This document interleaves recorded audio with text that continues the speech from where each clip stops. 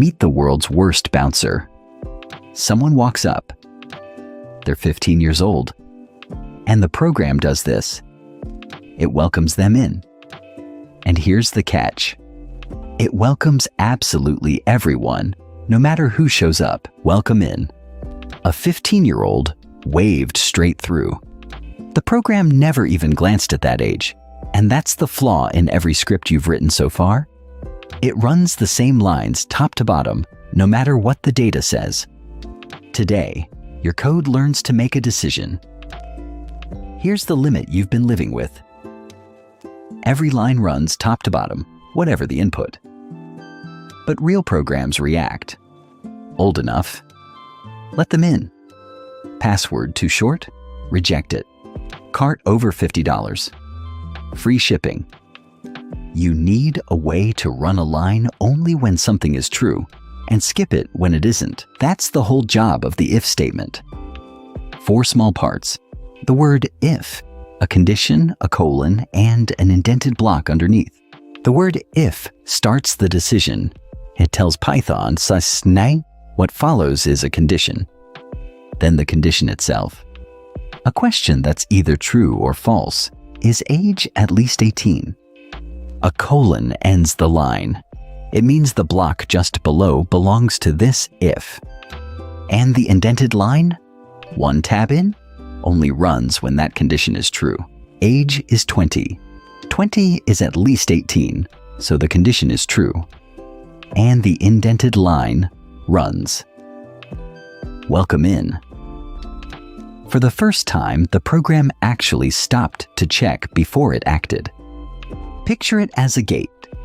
Python looks at the condition first, before anything else. That condition boils down to a single Boolean, true or false. Nothing in between. If it's true, the gate swings open and the indented block runs. If it's false, Python just skips that block. There's no else yet. It simply moves on past it. So what happens when the answer is no? Same check, but now age is 15. And look at the last line. It's back at the margin, not indented, so it lives outside the if. Predict it before we run. Which of these 2 lines actually print? Just next, please. 15 isn't at least 18, so the condition is false, and Python skips the welcome completely. But the unindented line was never part of the if, so it always runs. That gap between inside and outside is the entire idea. This is where beginners trip, so let's nail it down. Everything indented under the if belongs to it. Both of these lines run together when the score is high enough. The line back at the margin, done, is outside. Indentation isn't decoration in Python. It's how the language knows exactly where a block starts and stops. Score is 95, so both indented lines fire. Grade A, nice work. And then done runs regardless. 2 lines inside the gate, 1 outside it. Change the score below 90 and only done survives. Your condition doesn't have to be a comparison. If you already have a Boolean, use it directly. IsMember is true, so the block runs. And please, don't write if IsMember is equal to true. That's redundant. The variable is already true or false. Just say if IsMember. It reads like plain English, 10% off applied, clean, readable, and exactly how experienced Python folks write it. Here's a pattern you'll reach for constantly. Remember the modulo operator, the remainder after division? A number is even when the remainder of dividing it by 2 is 0. So number mod 2, is it equal to 0? 8 divided by 2 leaves nothing, so 8 is even. Even. This one line is the classic way to test even or odd in any language. Learn it once, use it forever. Conditions pair beautifully with none. Remember none, the value that means nothing? You'll often check for it before you use something. Data is none, so we catch it early and warn instead of crashing. This tiny guard is one of the most common ifs in real code. No data yet? We handled the empty case on purpose. instead of letting it blow up later. Real quick, if this is clicking for you, tap that like button. It genuinely helps other beginners find the series. And hit subscribe so the next episode lands right in your feed. And a condition can span a range in one shot. You can chain comparisons. Is score between 0 and 100? Python reads 0 less than or equal score less than or equal 100 exactly the way you would on paper. 85 sits right in that range, so it's valid. One clean line instead of 2 separate checks. Valid score, a real input check in 3 lines that reads almost like a sentence. Conditions work on strings just as well. 2 equal signs asks, are these the same? Is role exactly the text admin? It matches, so the block runs. And careful, that's 2 equal signs for comparing. 1 equals sign would try to assign, and that's a different thing entirely. Full access granted. The exact same if pattern, now guarding by name instead of by number. One more real-world guard before we wrap. An empty string has a length of 0.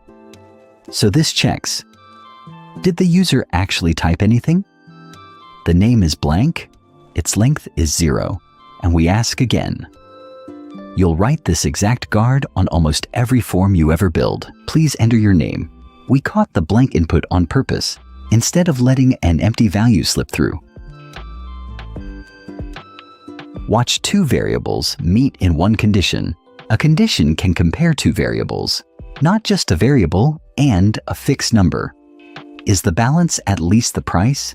20 is comfortably more than 15, so the purchase goes through. This is how a real checkout decides in a single line, purchase approved, same tiny pattern, doing real work. 2 mistakes you'll make at least once. First one, forgetting the colon. It looks almost right, doesn't it? Run it and see what Python thinks. Syntax error. Expected a colon. Python is literally naming what's missing. The second classic mistake is the indentation. Drop the tab and you'll get an indentation error instead. Both look scary the first time and become instant fixes once you've read the message twice. Finally, use as many ifs as you need, 2 separate ifs, each with its own condition. Temperature is 35. Take a second and guess. Which of these 2 lines print? Only it's hot. 35 is above 30, so the first one fires. But it's not above 40, so the second is skipped. Each if is judged on its own in order top to bottom, completely independent of the others. So the if runs a block when its condition is true and skips it when it's false. What it doesn't do yet is handle the otherwise, the plan B for when the condition fails. For that, you need exactly one more word. Before you go, the entire Python 0 to Pro playlist is linked in the description. Every episode in order, start to finish. Go bookmark it and binge the rest. So, if runs a block only when its condition is true. The colon and the indentation together define that block, and when the condition is false, Python simply skips it and keeps going. Pause and try it. Set a variable called hour to a number and print good morning only if hour is less than 12. 3 lines. The if, the condition, the indented print. Go. Right now, when a condition is false, nothing happens at all. But usually you want a plan B. Do this, otherwise do that. Next up, the else clause gives your program its second path, so every case is covered.